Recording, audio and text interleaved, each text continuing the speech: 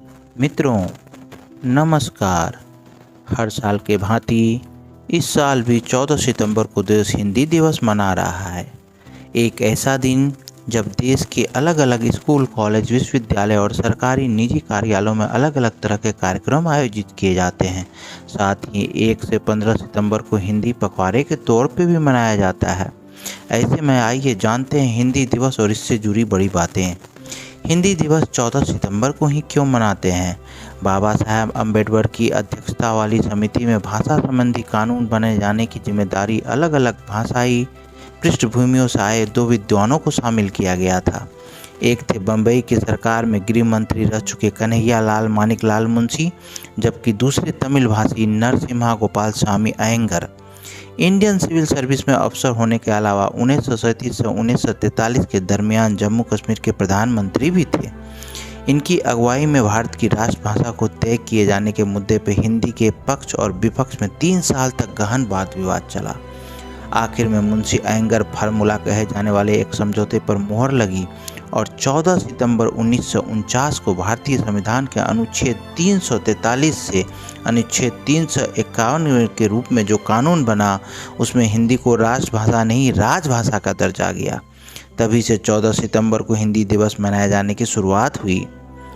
15 सालों के लिए बनाई गई थी ये व्यवस्था। अनुच्छेद 343 अपने शुरुआत में कहता है, संघ की राजभाषा हिंदी और लिपि देवनागरी होगी। उसके आगे और बाद के 8 अनुच्छेदों में बताया गया था कि हालांकि हिंदी भारत की राजभाषा होगी, सभी आधारिक कार्यों का निष्पादन अंग्रेजी में किया जाएगा।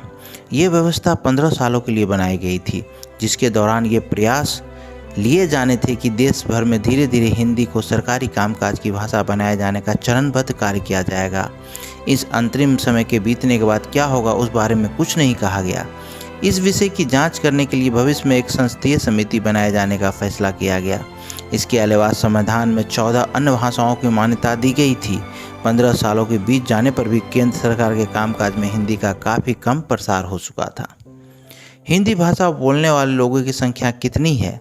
अगर ये देखा जाए तो हिंदी भाषा बोलने वाले की बात करें तो ये भाषा साल दर साल लोगों में पेट बनाती जा रही है और हाल के दशकों में दर्शन, कला, संस्कृति, फिल्म, टेलीविज़न और संचार के तमाम इलाकों में हिंदी की पकड़ मजबूत हुई है।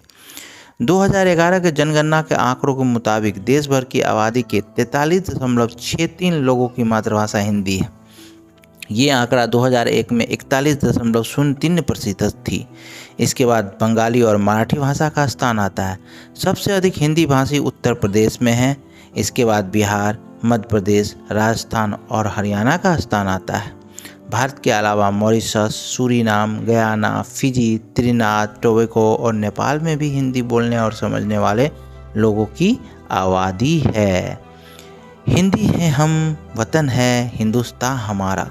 समस्त देशवासियों को राजभाषा हिंदी दिवस की हार्दिक बधाई और अनंत शुभकामनाएं। विविधताओं से भरे सांस्कृतिक हिंदी देश की एकता में पिरोने वाली भाषा ही हिंदी भाषा है।